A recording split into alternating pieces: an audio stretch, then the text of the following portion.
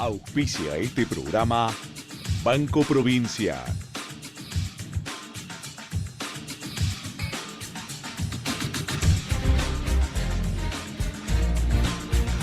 Muy buenas noches, siendo las 21:04, comenzamos otra nueva edición, otra nueva semana para esta idea del equipo Bulat que se llama El Inversor, como cada miércoles por Millennium, versión bolsera, hablando de bolsa en un momento internacional muy debatible, en un momento local muy debatible, y vamos a tratar de hacerlo hoy con invitados y con el amigo Santiago Bulat. Santiago, ¿cómo estás? Justamente debatible, ¿no? Debatible. Como lo vivimos el lunes en lo que fue el debate ahí de Trump con Hillary. ¿Lo pudiste ver? Parcial, leí más que nada, pero no. Bueno, no te perdiste de tanto igual, bastante chicana. A mí me decepcionó un poco lo que fue el debate, pero bueno, obviamente vamos a estar comentándolo también con un analista que se especializa en este tema, así que en un ratito, en unos minutos, estaremos con él. También, bueno, Sucho, se dieron las metas de inflación para los años que siguen. No variaron demasiado en lo que se había dicho de la política monetaria a principio de año, lo cual habla de algo bueno, porque estamos siguiendo una misma idea, que se puso de tope para el 2017 una inflación del 17%, luego en 2018 del 12%, luego y para 2019 del 5%. También otro dato relevante para decir hoy, los índices de pobreza, que al fin, luego de tanto tiempo, se han dado aquí en Argentina. Recordemos que se dieron ahora para el segundo trimestre de 2016, pero no incluye los datos de trimestres anteriores, porque el INDEC dijo que las series que se publicaron con posterioridad al trimestre de 2007 hasta el tercer trimestre de 2015 están todas a revisión, porque, bueno, obviamente los datos no eran confiables por todo lo que fue la intervención del INDEC. Pero bueno, han sido así. 32,2% de los argentinos son pobres, lo cual es un número bastante importante. La verdad que sí, 1 de cada 3 argentinos es pobre, esto es complicado. Y 6,3 indigentes, así que estaremos también analizando estos datos con un invitado también especial que hemos traído, que no ha estado todavía en el Inversor Bolsero. Uno de los puntos a tu índice agrego un solo dato, que es la sectorización por edad. Y la mayoría de ese porcentaje, de ese 32, y piquito por ciento que decías de pobreza, la mayoría se ubica entre 30 y 50 años. Con lo cual, eso es estructural, porque sus hijos, los descendientes de esa generación, también van a estar signados, en este caso, por la marginalidad y este problema distributivo que tiene la Argentina. Ahora bien, cuando vos revisás todos los índices de la Argentina, el presente, hoy lo miraba en un gráfico del amigo Marcos Buscalia, que estaba muy bueno, que mostraba todas las tendencias que dan casi todas las encuestadoras, y sobre todo la de Ditela y la confianza al consumidor en Ditela, que te muestra la mayor brecha que hay entre la visión de presente y la visión de futuro. Sí. O sea, todos vemos un presente malo, Sí. la mayoría ve un futuro, o al menos un 2017 mejor. Lo que el mercado empieza a debatir, el mercado hablo, teniendo en cuenta nuestro perfil más bolsero, lo que el mercado empieza a debatir, cuánto de esto que viene en el 2017 se puede llamar crecimiento, desarrollo o solo rebote. Que el punto va a ser ese. Hasta ahora todos los indicadores dan que el 2017 ¿no? Es un rebote. Sí, totalmente. Voy a utilizar como editorial, desde el punto de vista de mercado, alguna frase que escuché también del amigo, ya citamos mucho acá, Germán Fermo, porque lo planteó temporalmente a los mercados. Y él habla de 3 ventanas, en la cual comparto plenamente. La primera ventana es lo que encontraremos en el mercado y en la economía de acá a noviembre. Noviembre y diciembre. ¿Qué pasa en noviembre y diciembre? Lo que vos planteabas recién, elecciones en los Estados Unidos. Sí. Además, decisión de la Reserva Federal. Es tan importante la decisión de la Reserva Federal, o más importante, mejor dicho, que incluso las propias elecciones de los Estados Unidos, aunque están ligadas. Muchos dicen no va a subir la tasa si gana Donald Trump, porque no hace falta, porque la economía ya iba a ser volátil y no hace falta frenar a los mercados. Si gana Hillary, no le quieren echar la culpa para echarle la culpa a Obama, o para que quede bajo responsabilidad de Obama y que Hillary arranque más cómoda, haya más chance. Pero independientemente de suban o no la tasa, recuerden que el principal fundamento por el cual América Latina está recibiendo un flujo enorme de fondos no es por mérito nuestro, sino es por mérito de que el capital en el mundo no tiene renta. Y si cambia esas condiciones, sin duda será un obstáculo. Ahí tenemos la primera ventana. Hasta esa ventana da la sensación de que el mercado argentino se mueve cómodo. el dólar relativamente estable, suscripción de bonos, otro de los datos, al 2021 en pesos. Si esto sucede, es entrada de dólares para transformarlos en pesos. Sí. Por lo tanto, es más apreciación en términos reales de nuestra moneda. Pero la mayoría de los inversores que buscan algo de renta, y recuerden que el bono 2018 en pesos también fue comprado mayoritariamente por capital extranjero. Dicho esto, ahí tenemos el primer segmento del mercado. El segundo segmento del mercado se va a plantear hasta las elecciones en Argentina. ¿Por qué? Es difícil que vos te vayas a la economía real, inviertas a largo plazo en la economía real, o te digo más, que te posiciones mucho más firme en la curva larga de bonos si no percibís un mayor índice de gobernabilidad, de que van a poder sostener el cambio cambiando en el Congreso. Sin eso no va a haber cambios. Si no empiezan a dominar el Congreso es difícil instrumentar un cambio. Cada vez que quieren cambiar algo tienen que negociar, gobernadores, etc. Esa negociación inevitablemente tiene un nombre, aumento del déficit fiscal. Ese aumento del déficit fiscal tarde o temprano también termina atentando contra los mercados. Entonces, tenés el segundo horizonte de las elecciones. Si en las elecciones el macrismo logra consolidar su poder, tiene más posibilidad de cambio de fondo, estructural, y ahí es donde puede venir la inversión a largo plazo. Si no, no hay condiciones para el cambio estructural, y sin un cambio estructural es muy difícil las inversiones en la economía real en la Argentina, por lo que hablamos siempre, por competitividad y demás. Por eso creo que es un mercado segmentado en tiempo, muy debatido, claramente debatido, pero todo lo que acabo de decir, Santi, creo que no sorprende a nadie, todos los oyentes lo saben, todos los que participan en el mercado lo saben, por lo tanto uno puede decir, forma parte de los precios. Totalmente. Te agrego, Sucho, un par de cosas. Me encantó la editorial, me quedé escuchando como un niño, como al docente. Te comento que el Gobierno Nacional resolvió una emisión nueva de un bono a tasa fija a 5 años por 25.000 millones de pesos esta vez, y una letra del Tesoro en dólares, esta vez de 119 días, por 300 millones de dólares. La tasa en pesos sería de 21,20%. Bueno, nada, una nueva emisión que hace el Gobierno Nacional. Insisto con lo mismo, es la noticia, porque finalmente es una emisión en pesos, a 5 años, exacto, a tasa fija. Exacto. Difícil de ver en la Argentina. Si eso se convalida, va a marcar no solo el financiamiento argentino, sino la fortaleza del peso y la credibilidad del Banco Central. En el mejor momento de los últimos tiempos, esa credibilidad en el Banco Central sí logra controlar la inflación. Si vamos por el mundo, hagamos un viaje y vamos cambiando la información, Santi. El S&P quedó 0,53 arriba, 2.171, el Dow 0,61 arriba, luego de la corrección de ayer, el Nasdaq 0,24 arriba. Claramente el mercado votó en el debate que está más cómodo con Hillary Clinton que con Donald Trump. Eso es lo que percibieron muchos en el mercado. El petróleo, contame algo de la OPEP, porque hoy tuvo un rebote importante.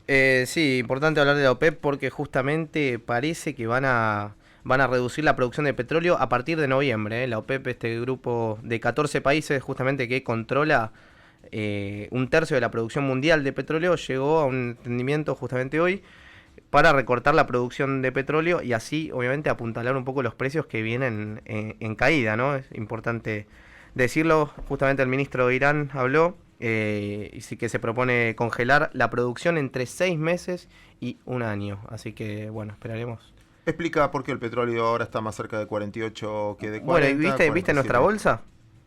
Porque la bolsa, el Merval, subió 2,48%, impulsados por YPF 5,73%, Tenaris 5,72% y APR 5,36%. Desde el panel líder, las que han repuntado justamente el cierre de hoy.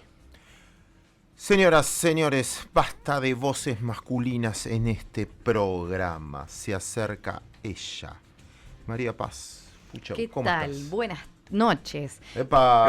Casi digo buenas tardes. La teníamos callada, hablábamos nosotros, no le dábamos entrada, Los pobrecita, estaba ya escuchando está. atentamente. Queremos invitarlas a que nos sigan en nuestras redes sociales. Pueden buscarnos en Facebook, Instagram o Twitter. Aprietan la flechita esa al buscador y tipean @equipobulat y nos dan like o seguir. Y la línea de oyentes de la radio es 4785-8311. Quédense acompañándonos hasta las 22 horas en FM Millennium.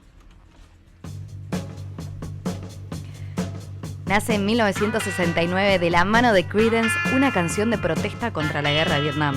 Escuchamos a la banda de rock americana haciendo Fortunate Son.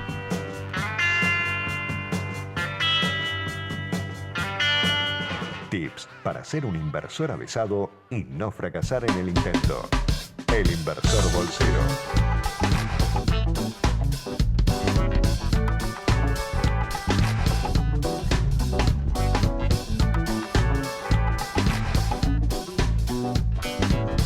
Minutos pasaron de las 9 de la noche.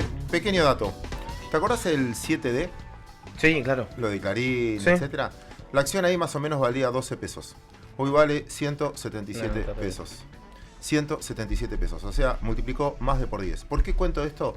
Me parece un dato relevante. Time Warner, y Viacom están los dos interesados en Telefe. ¿Cuánto parece que si Telefónica vende cobraría por Helio? Cerca de 400 millones de dólares. Para tener en cuenta y comparar los valores de lo que vale hoy las telecomunicaciones, el estar conectados y finalmente el entretenimiento. Wow, Sucho. Dato. Y no compré. ¿Vos compraste? Obvio, por eso estamos acá en un ¿Y vos programa de compraste? radio. Por eso estamos en un programa de radio acá. A ver si Hasta nuestros ahora, invitados en saben, ese, ¿no? En ese momento. Vamos a presentar, y un placer hacerlo, a Diego Coas, director ejecutivo de la UIA, economista en jefe precisamente de esa agrupación, de esa asociación. Diego, qué placer saludarte. ¿Cómo va, Claudio? Santiago, ¿cómo están ustedes? Bien, a ver ahí si te mejoramos el retorno. Muchos números de la macroeconomía hoy, y ustedes están mucho más ligados a la economía real que nosotros. Obviamente nosotros estamos solo en el lado financiero y queríamos consultarte qué estás viendo realmente en lo que pasa en el día a día de la economía real y si es verdad que empieza a haber algunos famosos brotes verdes. A ver, a nivel primer semestre, como todos saben, hay dos temas que afectaron fuertemente el nivel de actividad, los temas vinculados al mercado interno. La salida siempre de un cepo cambiario con un aumento de la tasa de interés que lleva asociado, más el contexto externo. Después podemos hablar un poquito de Brasil, China, que afecta mucho a la economía real. Nos pusieron estos niveles de caída de la producción. En agosto, yo diría que de agosto, septiembre y octubre vamos a encontrar un piso. Seguramente en septiembre la economía, por lo menos la parte industrial, va a dejar de caer y contra el mes anterior va a dar un poquitito arriba. Interanualmente no, ya se ven sectores como cemento, todo lo vinculado a construcción que están mejorando lentamente, pero recién en 2017 van a llegar los datos positivos y todavía no sabemos cuán positivos, ¿no? ¿Y cuánto tarda en tu experiencia de que venís estudiando la economía desde los primeros datos estos financieros que funcionan bien a la economía real, trasladarse a la economía a la percepción social? Cuando vos decís, bueno, estos pequeños arranques tardan 6, 7, no sé cuántos meses en generar empleo real. Mira, voy a darte una mirada primero negativa, o no digo negativa, pesimista y otra más positiva. La mirada negativa es que en lo que es, y más con los datos de pobreza de servicio, ¿no? Lo que es el ingreso genuino, que es el empleo privado y formal, de calidad, que son de buenos salarios, digo, para dar una idea, para hablar un poquito más del mercado de trabajo. El sector industrial genera aproximadamente 1.300.000 puestos de trabajo, 20% del empleo privado formal, que es solamente 6,5 millones. Promedio del salario cerca de 30.000 pesos brutos. Ese tipo, que también ocurre en el sector financiero, en otros sectores, ese tipo de empleo en el mundo es difícil de generar, porque hay sobreproducción de China, recesión en Brasil, cambios en la tecnología, hay que mejorar la productividad, y como es un gran tema generar empleo privado formal. Ahora bien, una vez que el mercado cambiario está estabilizado, la macro está más ordenada, cae la inflación, la mejora del consumo va a mover la actividad y seguro el empleo va a dejar de caer, y en algunos sectores se van a ver pequeños rebotes, digo, ¿no? Pero sobre el que hoy está en el mercado de trabajo y que tiene algún ingreso, lo que vamos a ver es que deja de perder y empieza a ganar, y eso mueve el consumo, mueve la actividad. Es una parte más positiva que rápidamente con la construcción, la obra pública, si eso empieza a funcionar, concatena otros sectores que se van a poner en movimiento rápido, ¿no? Y Diego, ¿te parece? El otro día escuchábamos justamente las metas de inflación que planteaba Sturzenegger, el presidente del Banco Central. ¿Te parece que son alcanzables? ¿Te parece que son lógicas? ¿Están dentro del marco de la política monetaria y también de actividad económica o no? Mira, tengo de nuevo una parte optimista y otra un poco más realista. El optimismo es que tenemos indicadores. Ya tenemos un indicador de inflación creíble, permite construir metas sobre la base de cuestiones reales, y eso ordena toda la discusión.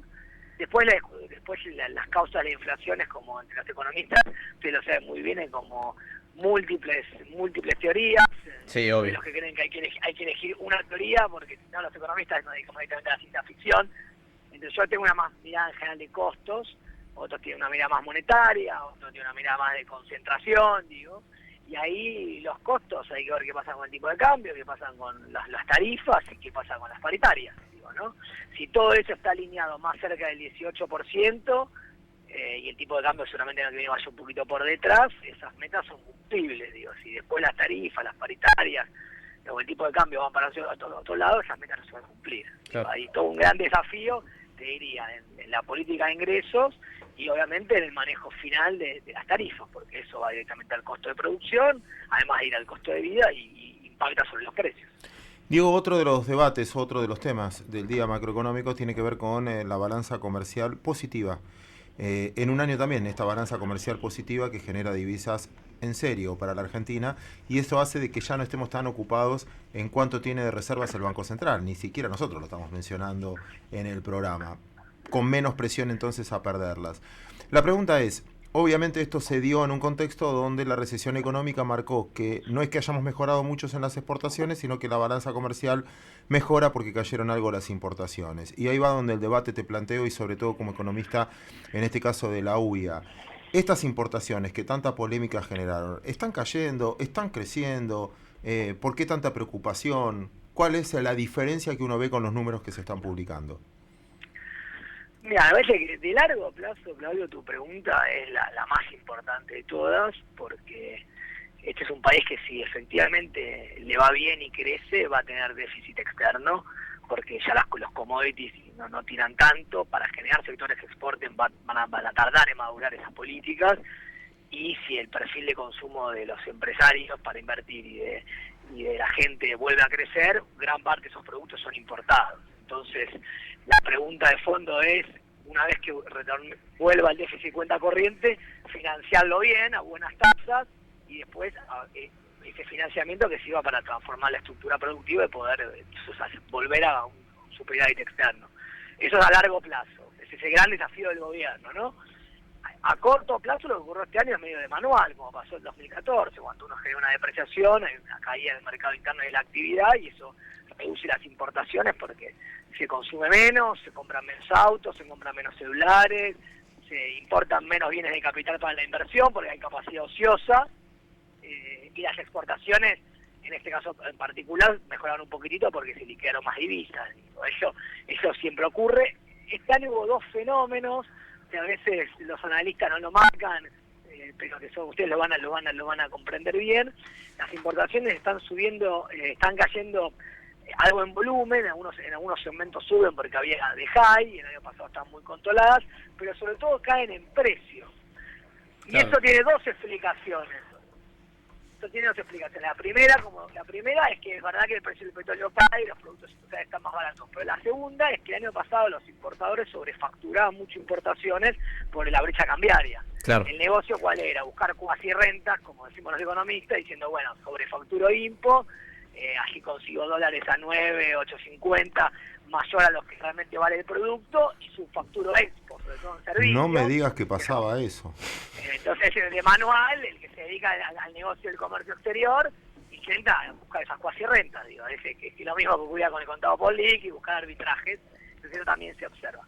Pero efectivamente, como te decía, en algunos rubros por la salida de las de high, las impo crecieron un poco más de lo que uno hubiese deseado, pero el problema no es que crezcan las importaciones, el problema es que efectivamente cayó la actividad. Entonces un productor textil, un metalmecánico, algunos de los que realmente la competencia de China o de Brasil a precios de dumping, de China en particular, son muy complicados, se dan en un contexto de una caída del 10-15% de algunos mercados. Si el mercado interno se recupera y Brasil, yo no soy muy optimista, pero seguro no va a ser tan malo como este año o el año pasado de Brasil el año que viene. Si Brasil deja de caer y la actividad interna se recupere, las importaciones ya no van a asustar tanto porque el mercado va a tirar un poquito más. Sí, seguro. Cuando se solucionan los problemas de nuestros principales comerciantes es importante también.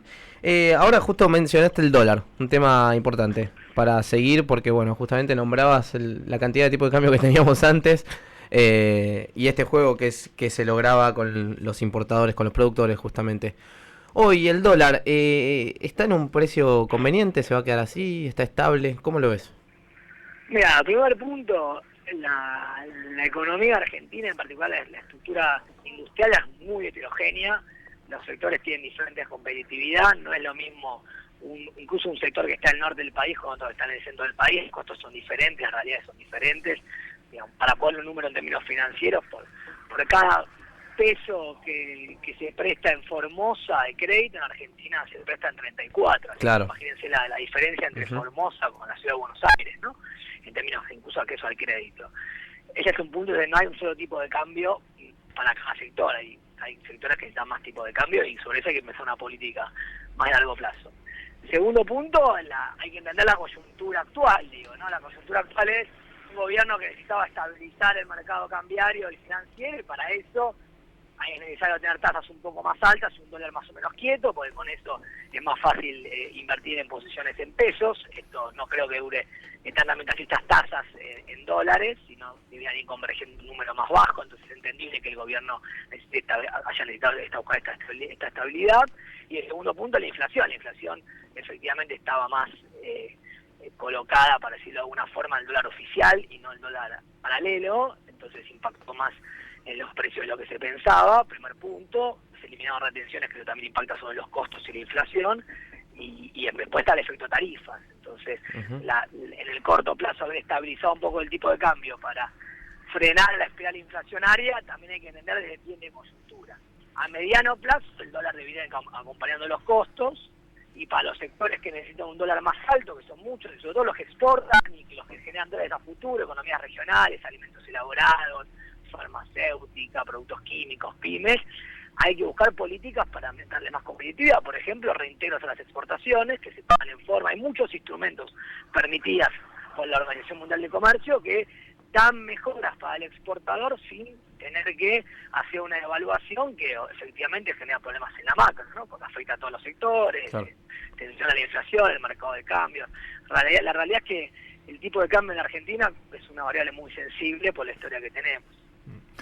Por último, Diego, de mi parte, ¿me ayudás con esto que es una discusión que tienen varios y no sé las cifras exactas, o a veces no hay mucha precisión al respecto? La industria, si la divido, por ejemplo, industria textil, industria automotriz, etcétera, ¿cuánta gente emplea?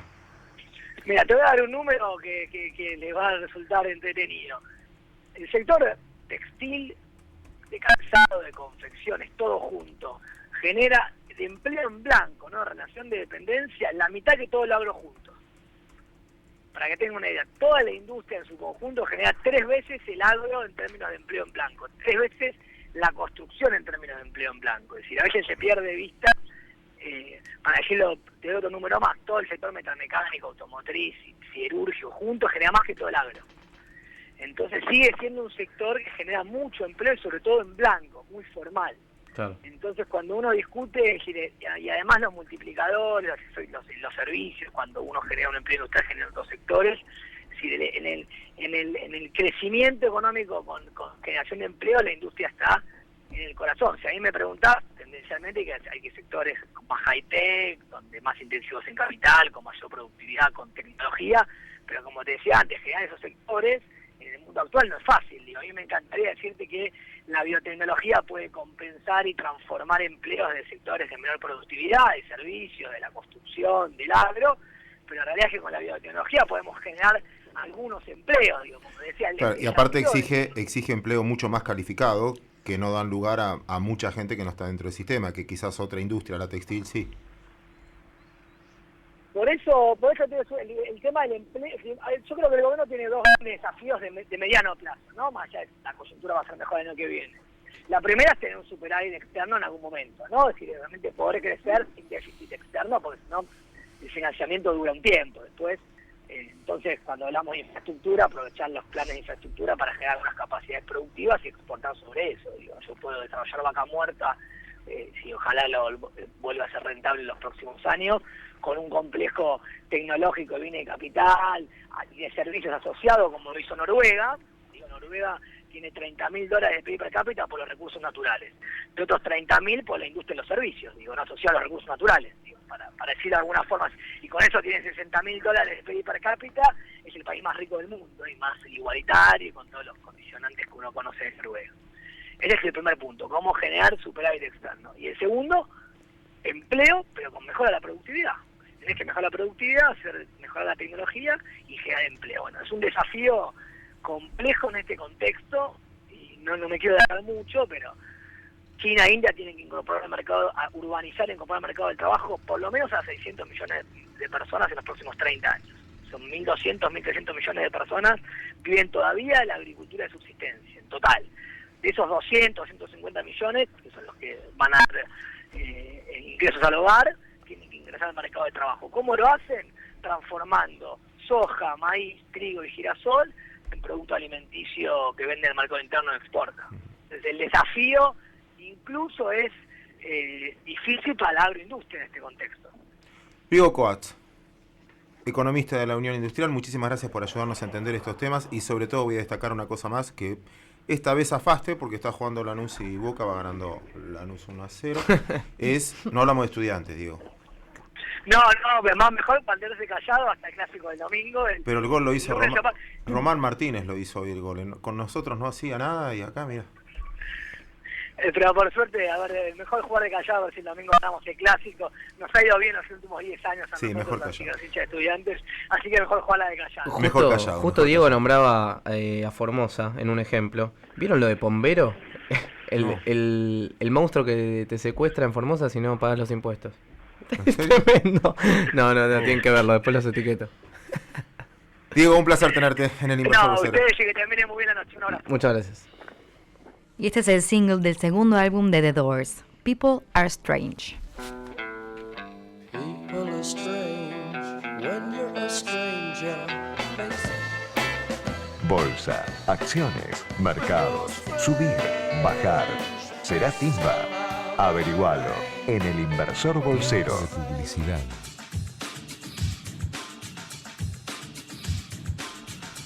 Minutos quedan para las 10 de la noche y que finalice este programa, y suena esta música porque se viene el Educando al Inversor, este segmento que tenemos para usted que está tratando de meterse en los mercados. Y vamos a contarle de un dato que se dio a conocer esta semana, justamente en lo que fue la conferencia que dio Federico Sturzenegger para dar a conocer la nueva política de metas de inflación.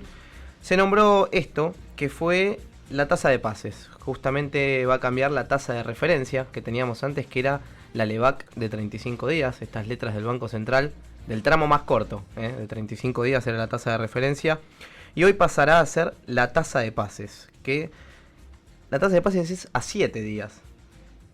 Sucho, ¿estás en tema? Sí. Muy bien. Escuchando con atención. Muy bien.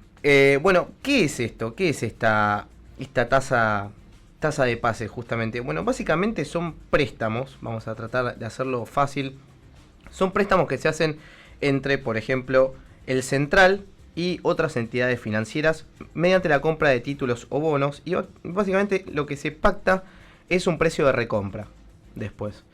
Entonces, un pase pasivo es el que el Central vende y luego recompra los títulos ellos, y un pase activo es el que el Central justamente compra al contado y después revende estos títulos más adelante. Entonces, justamente lo que se hace es pactar una tasa, y estas, la verdad que tienen un volumen bastante importante en lo que es el mercado, porque esto no puede representar más de 1/3 de las reservas de libre disponibilidad del Central. O sea, estamos hablando de un volumen bastante importante, en lo que se maneja todos los días. También esto va a ser todos los martes, al igual que lo que era la tasa de referencia de las LEVACs, pero va a ser esta la que cotice a partir de ahora, y va a haber que fijarse también, va a haber que tenerla en cuenta para analizar un poco la tasa de interés que se viene, ¿no?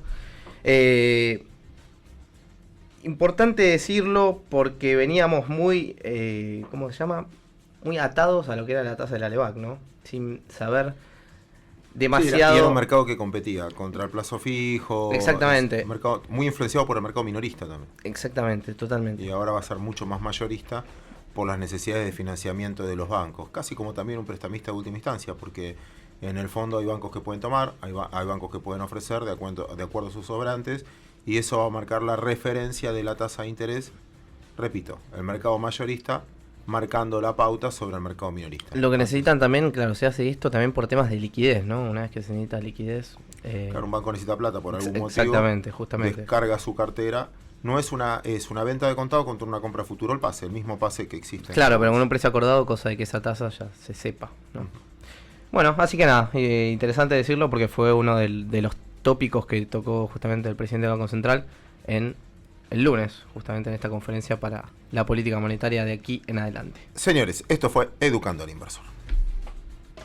Este espacio es auspiciado por Alimento balanceado premium para perros y gatos. Siempre tenemos stock disponible. El envío es gratis en el día y la atención personalizada. No te quedes sin alimento. Contactanos ahora por WhatsApp al 155-503-4488. Javier. Nicolazza, con la magia de la abuela, pizzas a domicilio. Encontranos en Avenida Ramón Falcón 2287. Contactanos a nuestros teléfonos 4633-4111 y 4633-4555. Nicolazza, siempre con la magia de la abuela. Rofex, innovación continua al servicio del mercado de capitales. Sashimilla te ofrece un espacio relajado y privado para disfrutar de una cena ideal para ir en pareja o con amigos. Calidad de frescura garantizada por pescadería propia. Sushi hecho por japoneses. Los esperamos de lunes a sábados. México 1965. Estacionamiento sin cargo. Reservas al 4941-8960. Encontranos en Facebook /Sashimilla, Instagram Sashimilla Restó, Twitter @Sashimilla_. ¿Qué pasaría si te dieras cuenta que le estás dedicando tu vida a una mentira? ¿Te animarías a dejarlo todo y transformar tu vida? Soy Stanislao Bajraj y te presento mi nuevo libro, Random. Encontralo en librerías. Publica Sudamericana.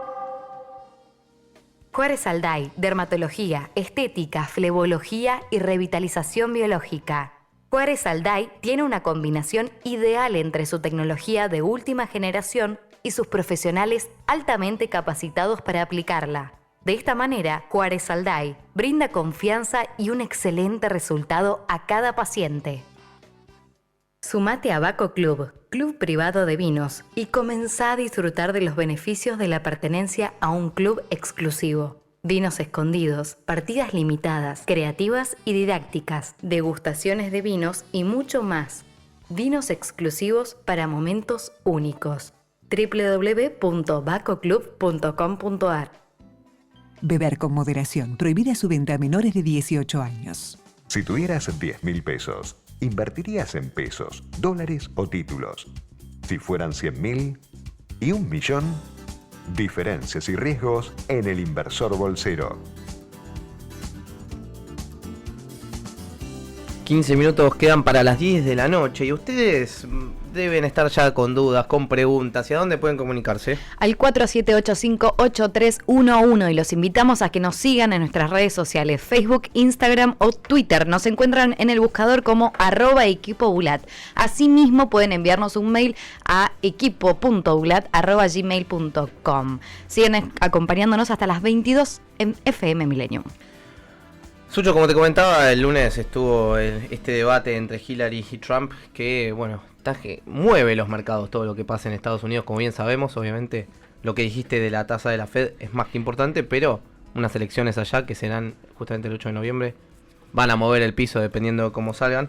Y por eso trajimos un especialista hoy para hablar, justamente Joaquín Harguindey. Bueno, ahora me va a corregir él porque la verdad está complicado. Director del Observatorio Político John Kennedy.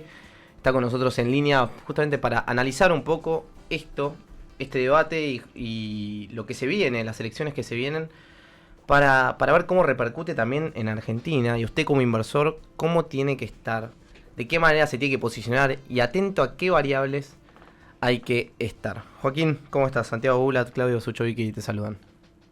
Santiago, un gusto estar con ustedes. ¿Nos contás un poquito de cómo vienen las elecciones? Por lo que tengo entendido, Hillary está un poquito más arriba.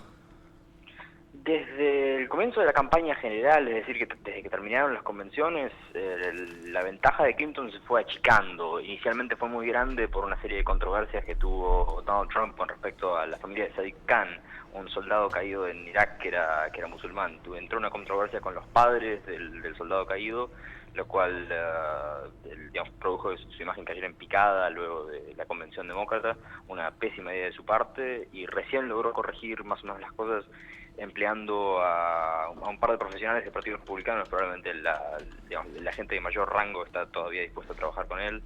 Una mujer que se llama Kellyanne Conway, que es muy buena como directora de campaña, y ha sabido, corregir el rumbo y por lo menos consolidar lo que es el voto republicano alrededor de él.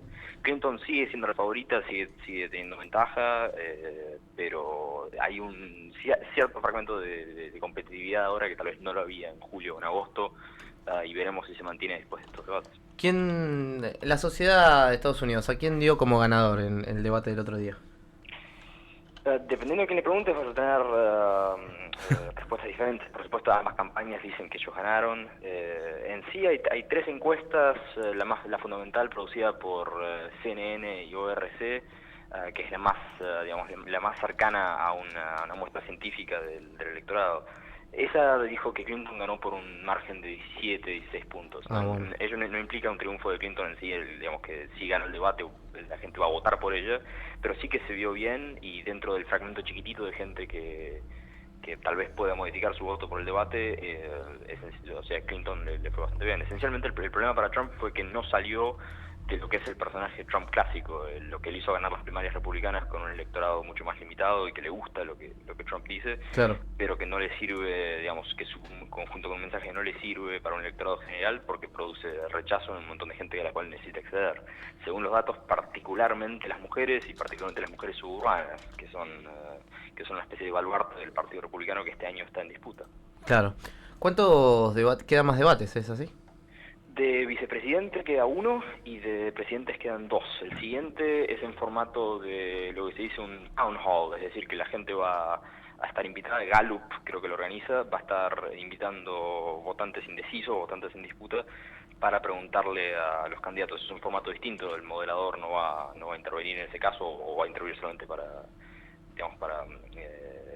que los candidatos dejen de responder en la medida que se les acaba el tiempo. Joaquín, dos preguntas de percepción. La primera, quizás hace 2 meses atrás, 3 meses atrás, se miraba como un cisne negro o un drama mundial, sobre todo por qué se llegó a eso, que Trump gane las elecciones.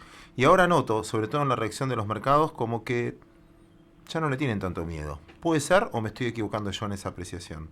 Una de las posibilidades detrás de eso es que el liderazgo republicano, al haberse consolidado detrás de Trump, esté dando señales de que tiene un plan para controlarlo posteriormente, si es que llega a la presidencia, es decir, que tengan la misma capacidad para detener un programa que no les es atractivo como lo tuvieron con Obama a lo largo de los últimos 6 años.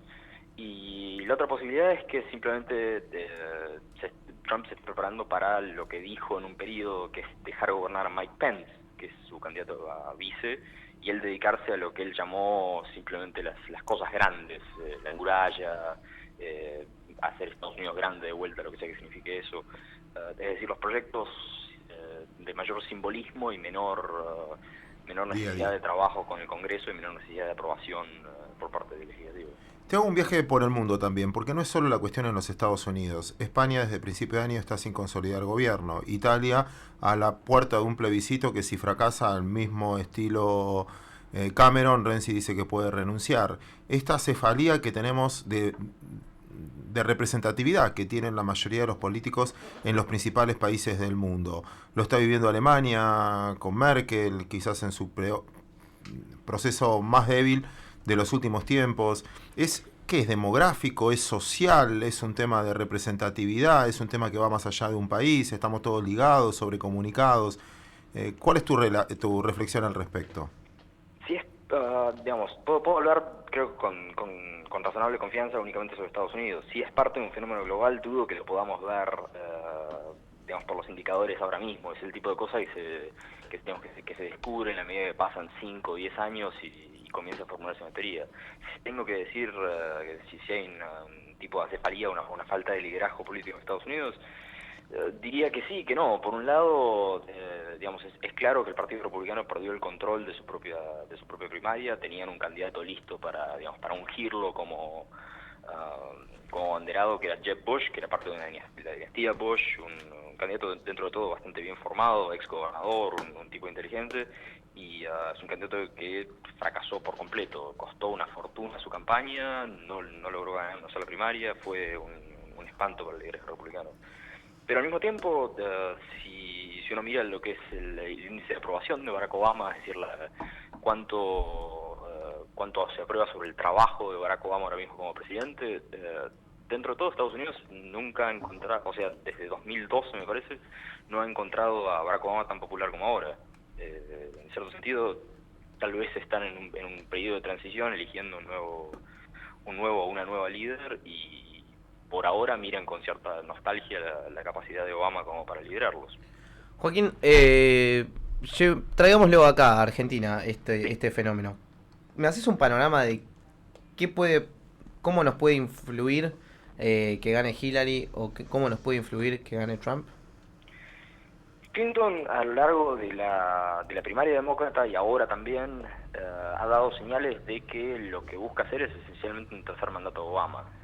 Es decir, que el acercamiento con Argentina que se efectuó a principios de año mediante la reunión Macri-Obama y que se reconfirmó en posteriores eventos, imagino que continuará. Esto implica una mayor integración Argentina-Estados Unidos mediante contactos, sea comerciales, sea culturales, sea de cualquier otra índole. Tal vez incluya la quita de la visa, puede que sí, puede que no.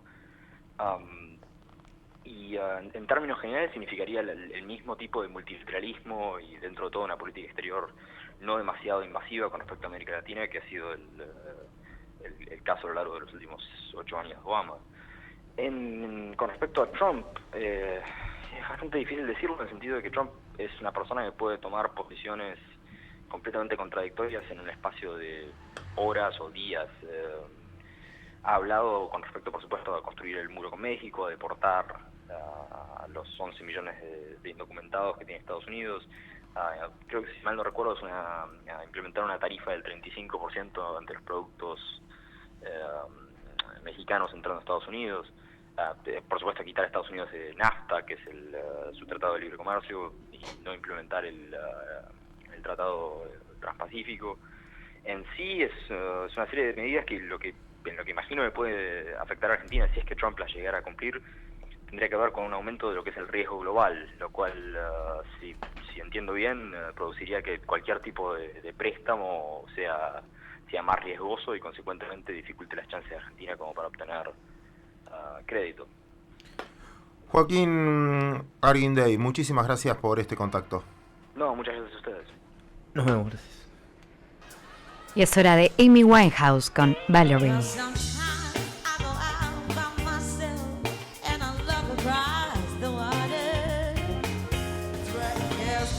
Minutos finales del inversor de hoy.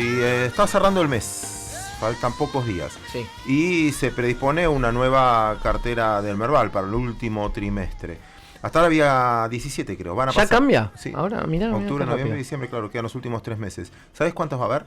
23. No. Récord de cantidad de acciones que forman parte del índice principal, que significa las más líquidas.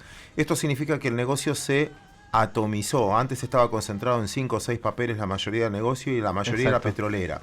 Fíjate ahora, la número 1 sigue siendo Petrobras Brasil, la que más representa el Merval argentino, paradójico porque es brasileña. Tiene el 15% de participación cuando llegó a tener más del 30%. La segunda va a ser Pampa, con el 8,18%. La tercera, Grupo Financiero Galicia, también con el 8,13%.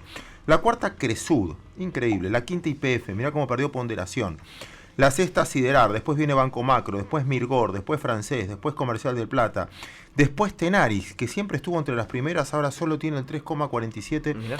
Fíjense cómo cambió, ¿no?, en los últimos tiempos. Aluar es la que sigue, después Edenor, después Transener, se suma San Miguel, Juan Minetti, Consultatio, Celulosa, Central Costanera, Central Puerto, Carboclor, Telecom y Agrometal dentro del nuevo panel del índice Merval. ¿Cómo subió Juan Minetti estos días? Sí, y esto, bueno, es despacho de cemento, ¿no? Como dato sí, más significativo de de mercado. Pero ¿esto qué significa? Que son las representativas, entonces muchos fondos van a tener que comprar las nuevas que entran porque quieren respetar o replicar más o menos como está el índice Merval. Es una buena noticia porque le da más profundidad a muchos. También habla de que la volatilidad que tiene el mercado argentino, porque finalmente más que plata nueva, muchas veces uno vende una acción y compra otra. Es como que no, necesitamos plata nueva para que vengan nuevos empresas a cotizar. Terminé, ya está. Van a venir, Sucho, No digo tranquilo que van a venir. No me dejes hablar, no me dejes hablar más. Es un honor tenerte, Sucho, de este lado. Y no faltes más, por favor. ¿Cuántos más te quedan de falte? Los oyentes piden que falte. Viene por atrás del tema. Claro, eso, no venga más. Bueno, Sucho, nos queda un último minuto para agradecer. Dale. Karina Norato, productora general de este programa. Bien, te acordás de memoria. Ese me sale. Esa que tenés, ese me hermana. sale. Ahora sale Lucía Bulat. Muchas gracias. Muchas gracias. Muchísimas gracias, María Paz, como siempre. A ustedes. Un honor tenerte aquí y sobre todo, como siempre, agradecemos a los oyentes que bancan esta idea del equipo Bulat llamado el Inversor Bolsero. Este viernes en Los Benditos 90, tema particular. De 22 a 24 vamos a tocar muchos temas, Claudio, así que te tenés que quedar bien. Nuestro amigo Diego Paxalidis. Cuando decís tenemos muchos temas, un montón de informaciones que no tenés la más pálida idea de lo que viene. Pero viene Diego Paxalidis, así que él va a remar. Sí. Genio. No es de los 90, pero no importa, va a remar. ¿Y el lunes? Se viste como uno de Bendito 90. Y el lunes también vamos a estar con el Inversor. ¿Qué programa que tuvimos, lindo? ¿Inversor Tele? Sí, vino la Country Manager de Mercado Libre. ¿Cómo nos enseñó? Una genia, la verdad que sí, impresionante. Bueno, nosotros nos despedimos, un saludo muy grande. Y acá el bolsero, hasta el próximo miércoles.